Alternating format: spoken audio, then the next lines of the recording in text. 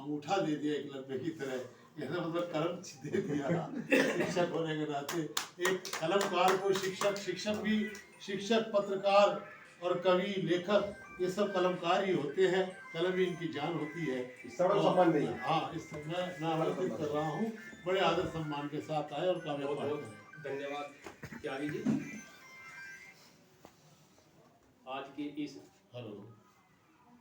कवि सम्मेलन में दूर दूर से आए सभी शायर, बड़े बड़े विद्वान कवि, उन सबको मेरा अभिनंदन। और आज सामने माता जी बैठी है। इस कवि पूरे इस प्रोग्राम का माहौल भी एकदम बदल गया। क्यों? जी जी जी, एकदम एक विषय आ गया।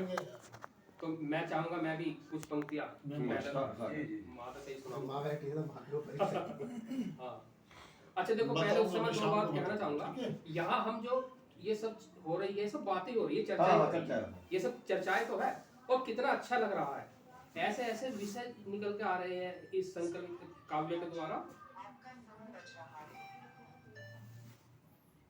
और कितना सीखने को मिल रहा है।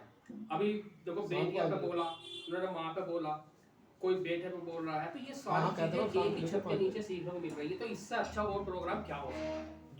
लोग बैठ कर बातें करते हैं कहीं ऐसे विषय पर जो देश हित में नहीं होता, बल्कि नुकसानदायक होता है, अपना समय वेस्ट कर देते हैं। बहुत से है कहते हैं सुबह चले गए, भाई आज हमारे पिताजी तो सुबह गए थे, अब आए पूरे दिन ताश खेलना तो वो समय वेस्ट ही तो है। अगर इस तरह बैठेंगे तो वहाँ बड़ी रचनात्मक बातें होती है, ज्ञानवर्धक बातें होती है, और बातें ही नहीं होती, ऐसे ऐसे विषय होते हैं कि उनको अपने हम जीवन में अमल में लाए, जीवन में डालें, तो एक नई मोड़ आ जाता है, एक नया दिशा निर्देश मिलता है। तो मैं आयोजक को पूरा धन्यवाद देता हूँ, और अपनी पंक्तियाँ आपके सम्मान में प्रेषित करने का प्रयास करूँगा। ना खुदा से मिला ना रब से मिला, ना खुदा से मिला ना रब से मिला, कैसे कह दूं मुझे सबसे मिला। ना कोई रिश्तेदार था, ना कोई रिश्ता था, ना रिश्तेदार था वहां, बस मैं था, माँ थी और प्यार था। वाह, ये उस समय का वर्णन है जिस समय पैदा हुआ, या मुझे ही ले लीजिए, मैंने अपने पे लिखा है। ना कोई रिश्ता था, ना रिश्तेदार था वहां, बस मैं था, माँ थी और प्यार था वहां। जीवन का पहला सबक माँ ने सिखाया था, जीवन का पहला सबक माँ ने सिखाया था। भूख से व्याकुल था जब सीने से चिपका कर दूध पिलाया था। जीवन का पहला सबक माँ ने सिखाया था, भूख से व्याकुल था जब माँ ने दूध पिलाया था। सीने से चिपका कर आंसू की बरसात की थी, और माँ के आंचल से मैंने जिंदगी की शुरुआत की।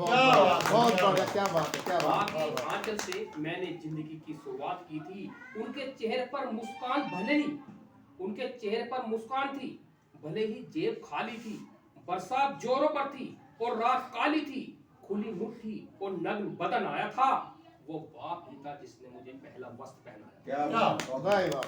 वो बाप ही था जिसने मुझे पहला वस्त्र पहनाया था। पता नहीं वो कौन से एहसास का असर था, पता नहीं वो कौन से एहसास का असर था। खुद बीमार से भी नहीं रुकते थे और मेरी छींक का भी डर था। माँ बाप पता नहीं कैसे रिश्ते बनाए हैं, इससे बड़ा रिश्ता शायद दुनिया में कोई नहीं बना। केवल माँ बाप ही एक बच्चे के स्वार्थ, निस्वार्थ सोचते हैं, वरना बाकी चाहे दूसरे हो, कुछ ना कुछ स्वार्थ उसमें रहता ही है। खुद पता नहीं वो कौन से एहसास का असर था, खुद बुखार से भी नहीं रुकते थे और मेरी छींक का भी डर था। रोटी, कपड़ा, कलम, किताबें और पढ़ाई, ऐसी कौन सी चीज थी जो उन्होंने नहीं दिलाई। अरे क्या बात है, क्या बात है, क्या बात है। रोटी, कपड़ा, कलम, किताबें और पढ़ाई, ऐसी कौन सी चीज थी जो उन्होंने नहीं दिलाई। कितना लड़े वो गर्मी से, सर्दी से, बरसातों से, वक्त से, परिस्थितियों से, हालातों से। उनकी सरपरस्ती में कभी दिल से नहीं रोया, उनकी सरपरस्ती में कभी दिल से नहीं रोया। भले ही वे सो जाते थे चोरी से, पर कभी मैं भूखा नहीं सोया। वाह, वाह, बहुत बढ़िया बहुत भले ही वे सो जाते थे चोरी से, पर कभी मैं भूखा नहीं सोया। टीचर थे, डॉक्टर थे, खिलौने की दुकान थी। टीचर थे, डॉक्टर थे, खिलौने की दुकान थे, मंदिर मस्जिद खेत और खलियान थे। मेरे लिए वो सुकून भरा मकान थे। टीचर थे, डॉक्टर थे, खिलौने की दुकान थे, मंदिर मस्जिद खेत और खलियान थे। मेरे लिए जो सुकून भरा मकान थे। सच तो ये है कि कभी सोने चांदी के झूलों में नहीं झूला।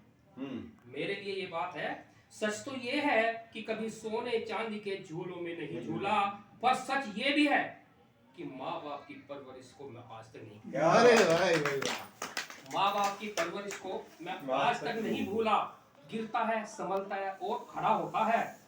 सही में तो माता पिता, सही गिरता है, संभलता है और खड़ा होता है। सही में तो माता पिता के बाद ही इंसान बड़ा होता है। बहुत बढ़िया बहुत बढ़िया। बात भले दिन रात करे, उन बातों में वो बात नहीं मिलती।